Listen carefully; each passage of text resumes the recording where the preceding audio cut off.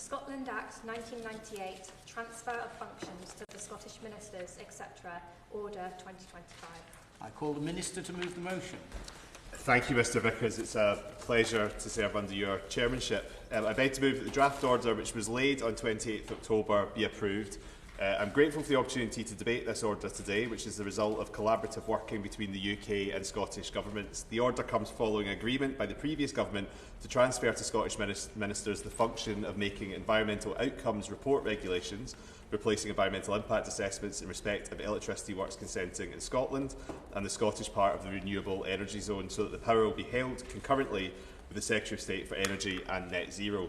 This transfer of functions reinstates powers lost by Scottish ministers upon repeal of the European Communities Act 1972.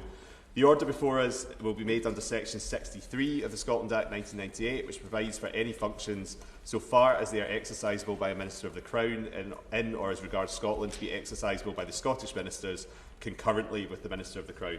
The Scotland Act order is a further demonstration of devolution in action. Just by way of background, the UK operated a system of environmental impact assessments as a result of powers conferred by the European Communities Act 1972. The function of making environmental impact assessment regulations in respect of electricity works consenting in Scotland had been transferred to the Scottish ministers concurrently with the Secretary of State in 1999. Following the designation of the Scottish part of the renewable energy zone, the extent of the Scottish Minister's electricity consent functions was extended to the Scottish part of the renewable energy zone. Subsequently, the Scottish Minister's associated EIA regulation-making powers were also extended to the Scottish part of the RES. The power to make environmental impact assessment regulations was lost on repeal of the European Communities Act 1972. The UK Government then took powers in the Levelling Up and Regeneration Act 2023 to make environmental outcomes report regulations intended to replace environmental impact assessment regulations. So this instrument transfers functions to Scottish ministers to make regulations under Part 3, Chapter 1 and Part 6 of the Levelling Up and Regeneration Act 2023 in relation to the assessment of the effects on the environment in connection with applications for consent, approval or variation of consent for electricity generating stations and associated overhead line infrastructure. These functions will be exercisable concurrently with the Secretary of State, and before the Scottish ministers seek to exercise any functions by virtue of this order, they will be required to consult with the Secretary of State. And this order reflects a commitment made to the Scottish Government during the passage of the Levelling Up and Regeneration Act 2023, and I'm pleased that the UK Government is working to address this matter, and I beg to move. The question is that the committee has considered the Scotland Act 1998 transfer of functions to Scottish ministers, etc. Order 2025. I call the Shadow Minister. Thank you very much, Mr Vickers. It's a pleasure to serve under your chairmanship, and I'm not surprised, and least to see the level of attention that this debate on this issue has drawn from across the House this evening. A full House to debate an incredibly important issue.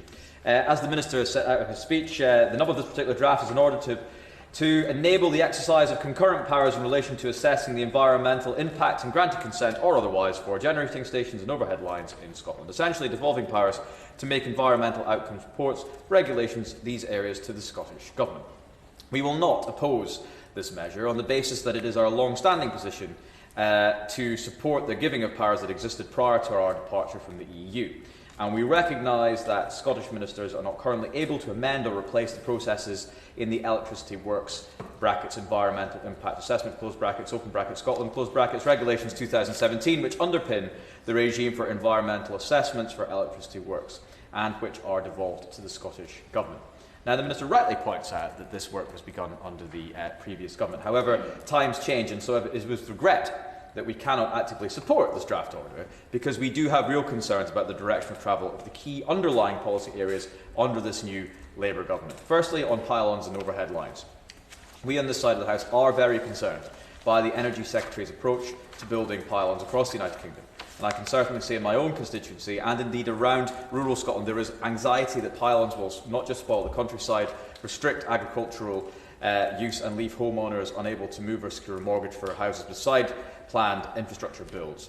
Our clear preference is for undergrounding, which is what we set out in our manifesto, where it is cost competitive, and we worry that this government, and indeed the Scottish Government, has an ingrained disposition against undergrounding. Secondly, under the plan set out in the order, Scottish ministers would have to consult the Secretary of State for exercising these powers. But there is no proper detail about what might happen if there is a divergence of views, or if the Scottish Government pursues an approach that is out of step with that preferred by the Secretary of State.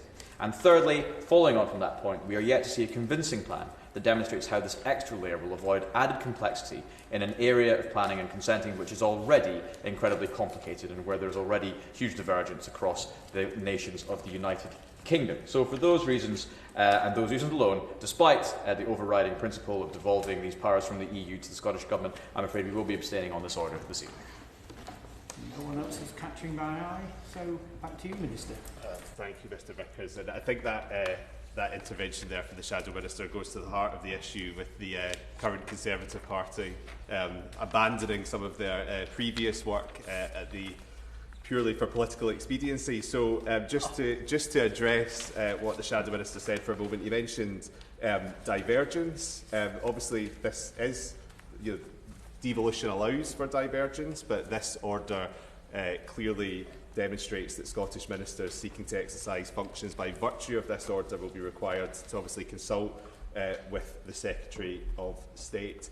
And I think we've also heard from the Shadow Minister in what he said. I'm very disappointed, given that the Shadow Minister has responsibility both for Scotland and for energy, that he seems to be carrying on the roadblocks that we saw from the previous government around attempting to get Britain building and restoring and renewing our energy system, which we need if we're going to get the growth in this country that we require. So while I welcome his lack of opposition, I'm disappointed that he can't find it in himself to support work that the previous government started. But in closing, the instrument demonstrates obviously the continued commitment that the UK government has to work with the Scottish government to deliver for Scotland, and on that basis I beg to move. The question is that the committee has considered the Scotland Act 1998 transfer of functions to Scottish ministers, etc. Order 2025. As many of that opinion say aye. Aye. To the contrary, no. I think the ayes have it. The ayes have it. Order.